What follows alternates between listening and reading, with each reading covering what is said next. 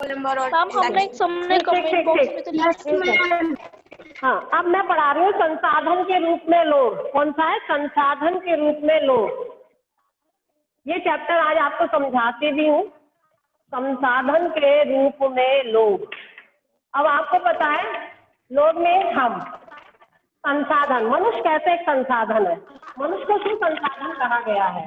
आप सब जानते हो कि जितने भी हमारा कच्चा पदार्थ होता है, जितना भी कच्चा माल होता है हमारा, जो हमें प्रकृति से मिलता है, उस कच्चे माल को वस्तु में कौन परिवर्तित करता है बच्चों? मनुष्य कर रहा है उसे वस्तु में परिवर्तित अपने ज्ञान और कौशल के द्वारा। किसके द्वारा?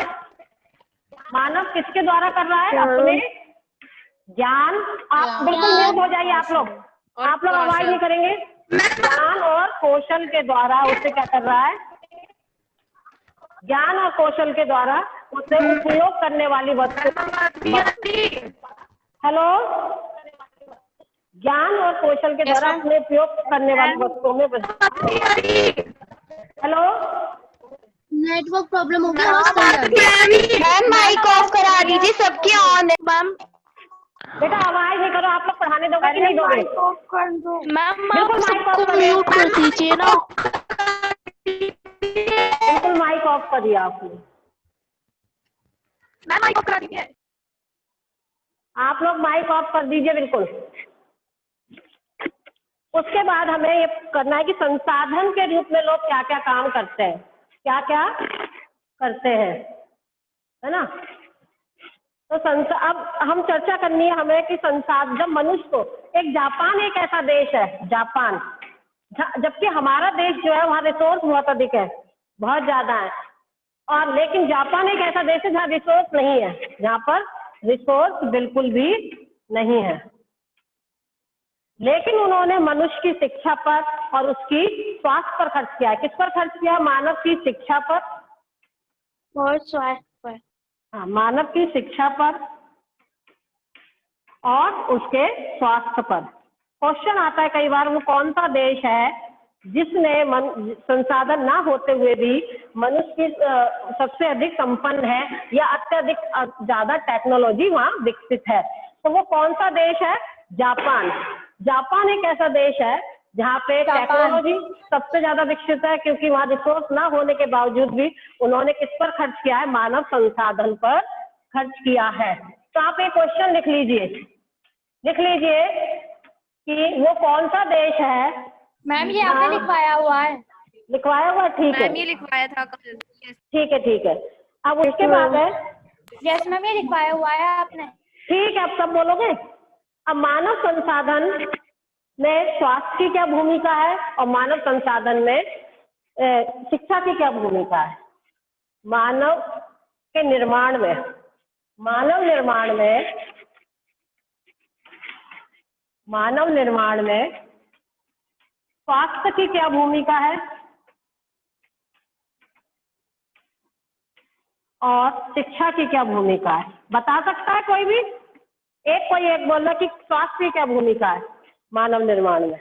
मैम अगर मानव स्वस्थ होगा तो मैं उस मानव अधिक से अधिक संसाधन बना सकता हूँ और उसका प्रयोग भी अच्छा कर पाएगा। उससे आय में वृद्धि भी। अब सुनो जरा, किसी संगठन में, हाँ, मनुष्य यदि स्वस्थ है, यदि वो स्वस्थ है तो वो अपने परिवार के लिए भी आय जुटा सकता है, देश की राष्ट्रीय आय में भी भागीदारी कर सकता है। एक स्वस्थ मनुष्य अधिक घंटे काम कर सकता है, है ना?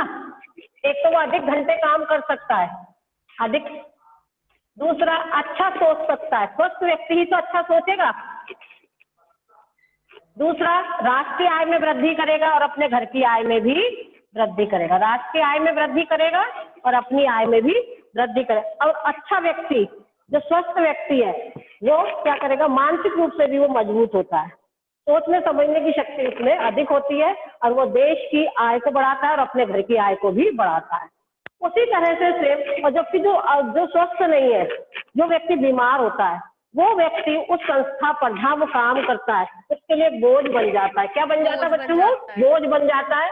और घर के लिए, घर में भी बोझ होता है वो, क्योंकि वो कोई अर्निंग तो करता नहीं है, उसके स्वास्थ्य पर ही खर्च होता है सारा कुछ। उसी तरह से शिक्षा का है, शिक्षित व्यक्ति, यदि शिक्षित व्यक्ति है वो मानव निर्माण में बहुत महत्वपूर्ण भूमिका निभा रहा है, क्योंकि शिक्षित व्यक्ति से क्या होता है, वो अपने एक तो अच्छी सैलरी पर काम करता है, दूसरा अपने आसपास जितने भी लोग हैं जो कम पढ़े लिखे होते हैं उनको ज्ञान दे सकता है और देश की राष्ट्रीय आय बढ़ाता है। और अच्छा जब काम करता है, हमें लोग क्यों पढ़ा रहे हैं, आपके मम्मी पापा आपको क्यों पढ़ा रहे हैं कि आप अच्छा पढ़ लिख जाएं और एक अच्छी सैलरी गेन करें, आगे चल के किसी अच्छे ऑफिसर्स बने, इसलिए तो आपके मम्मी पापा आपको शिक्षा दिला रहे हैं। इसलिए शिक्षा का मानव निर्माण में महत्वपूर्ण योगदान होता है, क्योंकि एक शिक्षित व्यक्ति देश का कल्याण कर सकता है, अपने घर का कल्याण कर सकता है, अपने आसपास के वातावरण को सही कर सकता है। यदि बिना पढ़े लिखे लोग होते तो उन्हें समझा सकता है। तो आप समझ सकते हैं शिक्षित व्यक्ति क्या क्या कर सकता है। अब इसीलिए इसमें क्वेश्चन है, मानव पूंजी को क्यों संसाधन माना जाता है। ये क्वेश्चन कभी कभी 3 नंबर में भी आता है, मानव को एक संसाधन क्यों माना जाता है। तो ये सारे कारण है, मानव को एक संसाधन क्यों माना जाता है। कभी कभी ये 3 नंबर में क्वेश्चन आता है, संसाधन क्यों माना जाता है। मैम ये क्लास 8 क्योंकि मनुष्य भूमि और भौतिक पूंजी से श्रेष्ठ है, क्योंकि मानव भूमि और पूंजी का उपयोग अच्छी तरह से कर पाता है। क्योंकि भौतिक पूंजी हमारी क्या होती है, जानते हैं भौतिक पूंजी? भौतिक पूंजी हमारी जितने भी, जैसे हमारा ट्रैक्टर है, हमारी भूमि है, कंप्यूटर है, कुछ भी है, ये सारी भौतिक पूंजी है जो पैसे से खरीदी जाती है। ये सारी चीजें जो होती है हमारी क्या होती है, इनका उपयोग कौन कर सकता है। ट्रैक्टर अपने आप चल सकता है क्या? नहीं चल सकता। भूमि अपने आप जोती जा सकती है? नहीं जोती जा सकती। कंप्यूटर अपने आप चल सकता है? नहीं चल सकता। इसका उपयोग कौन करता है? मनुष्य। मनुष्य कब करता है? जब वो स्वस्थ होगा, जब वो शिक्षित होगा, पढ़ा लिखा होगा, उसको ज्ञान होगा। इसलिए मनुष्य को भौतिक पूंजी और भूमि से अधिक श्रेष्ठ माना गया है। समझ गए क्यों माना गया है? क्योंकि मनुष्य अपने ज्ञान और कौशल के द्वारा उन्हें उपयोग करने में बदलता है। अब इसमें एक कहानी दी हुई है, शकल की कहानी। ये कई बार पिछले उसमें आई थी, शकल की कहानी के बारे में पूछा गया था। मैं एक बार बता देती हूँ। 2 मित्र थे, हाँ 2 मित्र थे। एक मिनट, अच्छा चलो, पेन लाना भूल गई, पेंसिल है, बाद में कर दूंगी, पेंसिल से इसमें कर लिया।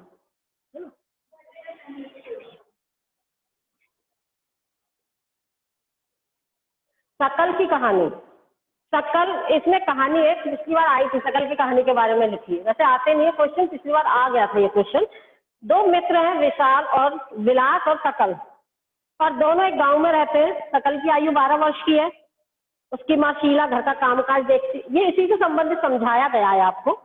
और उसका पिता बूटा चौधरी के खेत में काम करता है। मतलब उसकी माँ तो घर में काम करती है, बाप किसी के खेत में काम करता है, मतलब उसका जो फादर है, जो उसका पिता है। शकल घर के कामकाज में अपनी माँ का हाथ बटाता है। अपने छोटे भाई जीतू और उसकी भाई की उसकी देखभाल भी करता है, भाई बहनों की। उसके चाचा श्याम ने मैट्रिक पास किया, मैट्रिक माने 10th पास किया उन्होंने, लेकिन वह घर में बेकार बैठा है क्योंकि उसे कोई नौकरी नहीं मिली। क्योंकि वो 10th पास है, इसलिए उसके चाचा को कोई नौकरी नहीं मिली। वे गांव के स्कूल में नाम लिखवाने के लिए जोर देते रहते हैं। शकल, उनका बेटा शकल पढ़े लिखे, इसलिए वो चाहते हैं कि वो गांव के किसी स्कूल में एडमिशन मिले उसे। उसने प्रवेश भी पा लिया, शकल को प्रवेश भी मिल गया और उसने पढ़ना शुरू किया। उच्चतर माध्यमिक परीक्षा पास कर ली। उसके पिता ने उसे अपनी पढ़ाई जारी रखने के लिए राजी किया कि तुम अपनी पढ़ाई करते रहो, मैं खेत में काम कर रहा हूँ, माँ घर में काम कर रही है, लेकिन तुम पढ़ाई करो। शकल ने कंप्यूटर की डिग्री ली, कंप्यूटर में उसने डिप्लोमा किया और उसकी डिग्री उसने ली। और एक प्रतिभाशाली था, प्रतिभाशाली माने होशियार बच्चा था। आरंभ से ही पढ़ाई में उसकी रुचि थी, उसने लगन और उत्साह से अपना पूरा कार्य किया। कुछ समय पश्चात उसे एक प्राइवेट फर्म में नौकरी मिल गई। जैसे आजकल प्राइवेट में सब लोग जॉब ज्यादा करते हैं, तो उसे भी उसमें जॉब मिल गई। किसको? शकल को। ये क्वेश्चन पिछली बार आया था, शकल और विलास की कहानी आई थी। तो शकल कंप्यूटर की उसने वो करी शकल ने, और एक प्राइवेट उसमें उसे नौकरी मिल जाती है, क्योंकि पढ़ा तभी तो नौकरी मिली उसे, वो पढ़ा और फिर उसे नौकरी मिल गई। और उसके पश्चात उसने सॉफ्टवेयर को डिजाइन भी किया, सॉफ्टवेयर फर्म से उसने अपनी बिक्री बढ़ाने में सहायता मिली और उसके बॉस ने उसे सेवाओं से उसकी अच्छी सर्विस से प्रसन्न होकर उसे प्रमोशन भी दे दिया। दूसरी तरफ बिलास की कहानी, ये शकल की कहानी थी, अब हम बिलास की कहानी पढ़ेंगे। वो भी 11 वर्ष का बच्चा था, शकल के ही गांव में रहता था। बिलास के पिता महेश एक मछुआरे थे। कौन थे वो? मछुआरे, मछली पकड़ने का काम करते थे। बिलास जब 2 वर्ष का था उसके पिता की मृत्यु हो गई थी। उसकी माँ जो थी गीता, वो भी मछलियां बेचकर अपने परिवार को पाल पोस रही थी। निकट की मंडी में वो बेच देती थी मछलियों को। हेलो मैम, अगर हमें शकल और विलास की कहानी लिखने के लिए आती तो हमें समरी टाइप में लिखना है या फिर जैसे इसमें दिया हुआ है वो डिट्टो करना है? समरी टाइप में लिखना, नंबर के हिसाब से। 3 नंबर में आता है तो छोटा और 5 में आता है तो बड़ा। फिर तो आप ऐसे लिख सकते हो ना, शकल और विकल 2 वो थे लड़के, शकल दोनों ही एक गांव में रहते थे, दोनों के ही माँ बाप गरीब थे, लेकिन शकल पढ़ लिख कर बड़ा आदमी बन गया, नौकरी कर ली, इस तरह से, है ना। पूरा डिटेल नहीं लिखना। पिछली बार आया था ये क्वेश्चन। बिलास गठिया का रोगी बन गया। वो उसकी माँ बहुत कम पैसे कमाती थी, रोज के 120 या 150, और वो बिलास को गठिया का रोग, गठिया होता है पैरों में दर्द वगैरह जो रहता है, उसकी माँ के पास इतने भी पैसे नहीं थे कि उसका वो इलाज करा सके। वो डॉक्टर को नहीं दिखा पाई, ना वो स्कूल जा सका क्योंकि उसकी पढ़ाई में रुचि नहीं थी। जब रुचि नहीं थी इसलिए वो पढ़ भी नहीं पाया। और छोटे भाई मोहन की भी देखभाल करता था। कुछ समय पश्चात उसकी माँ भी बीमार पड़ गई और उनको देखने वाला कोई नहीं था। परिवार में उनकी सहायता करने वाला भी कोई नहीं था।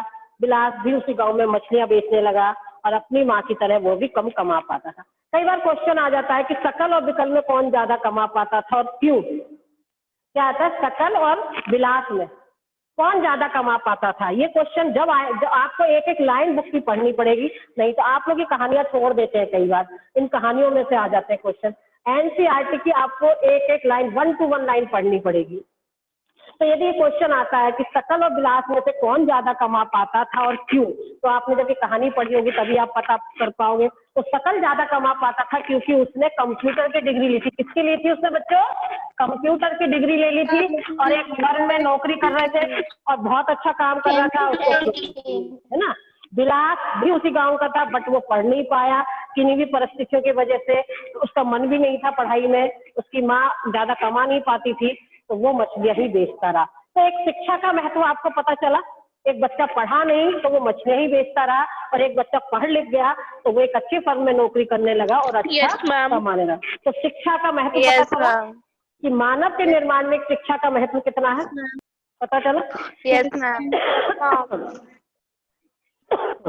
अब इन दोनों से ही क्या पता चलता है कि शकल स्कूल जाता था, बिलास स्कूल नहीं गया।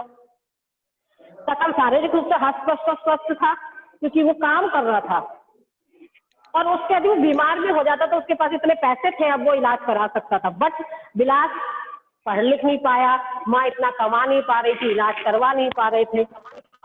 बिलास गठिया का रोगी हो गया, डॉक्टर के पास जाने के लिए उसके पास पैसे नहीं थे। तो ये सारा उस दोनों कहानियों का निचोड़ है। यदि आपको आती है, कोई क्वेश्चन इसमें से आता है तो आप ये कर सकते हो, क्योंकि शकल ने बहुत परिश्रम किया। परिश्रम किया। अब उसके बाद है मानव संसाधन में शिक्षा, चिकित्सा सेवा के द्वारा, शिक्षा के द्वारा और चिकित्सा के द्वारा। देखिए आज मैं पढ़ी लिखी हूँ तो मैं आपको पढ़ा पा रही हूँ, कल आप किसी और को पढ़ाएंगे, वो किसी और को पढ़ाएगा, तो ये चलता रहता है। यदि पढ़ा लिखा आप नहीं पढ़ोगे तो आप आगे कैसे पढ़ा पाओगे, है ना। तो शिक्षा चिकित्सा सेवा के द्वारा निवेश माने खर्च करना होता है। मानव क्यों कर रहा है? आपके मम्मी पापा आप पे खर्च कर रहे हैं, हमारे मम्मी पापा ने हमारे ऊपर खर्च किया ताकि हम भविष्य में कुछ प्रतिफल दे पाए, कुछ अच्छा फल दे पाए। आपके मम्मी पापा क्यों पढ़ा रहे? ताकि आप भविष्य में आगे जो फ्यूचर है आपका, वो आपका फ्यूचर क्या हो, अच्छा हो, आप अच्छा कुछ कर सके, अपने पैरों पे खड़े हो सके। इसलिए तो आपको पढ़ा लिखा रहे हैं, इसलिए निवेश कर रहे हैं। निवेश माने खर्च कर रहे हैं आपके ऊपर।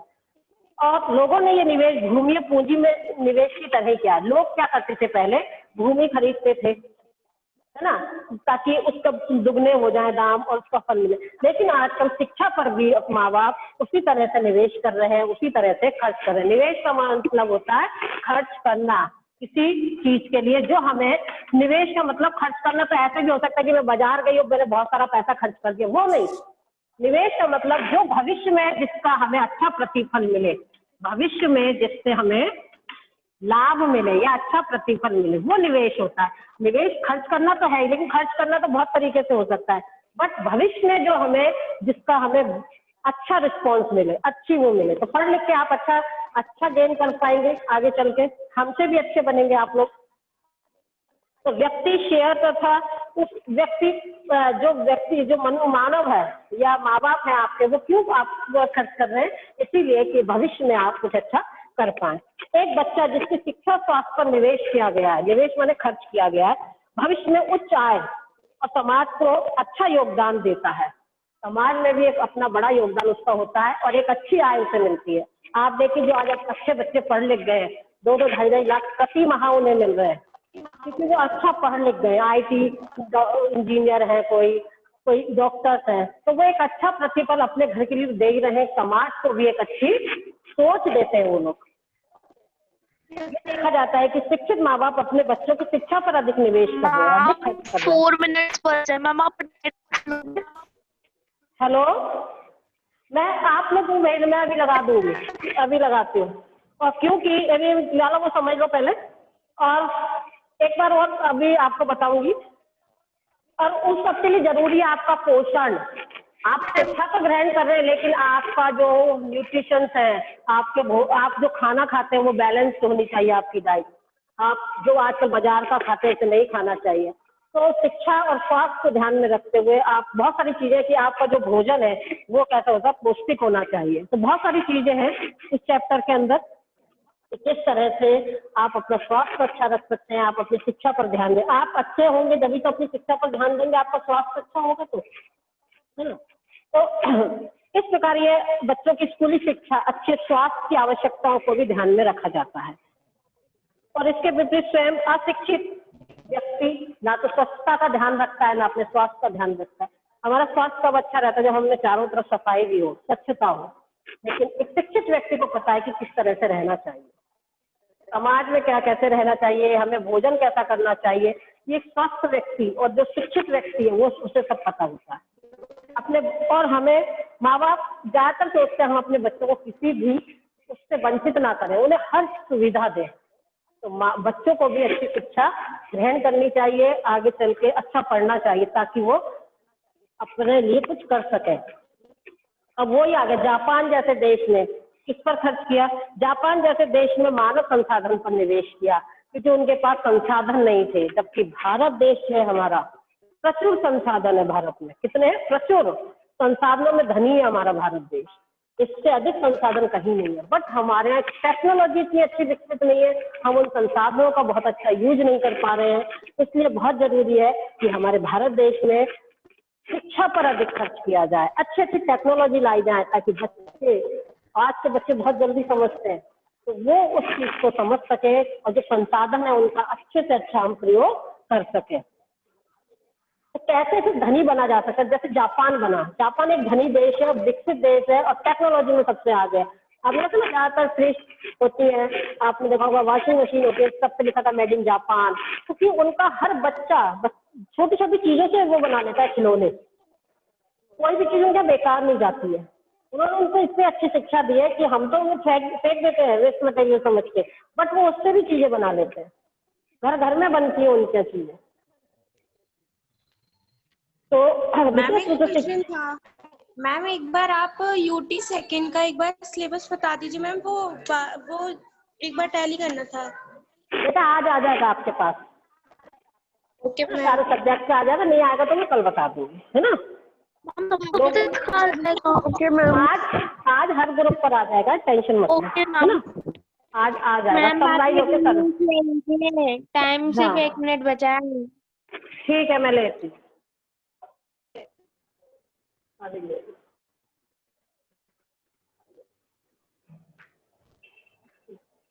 किसकी रह गई अभी? हम कौन से सेक्शन में? मैम आप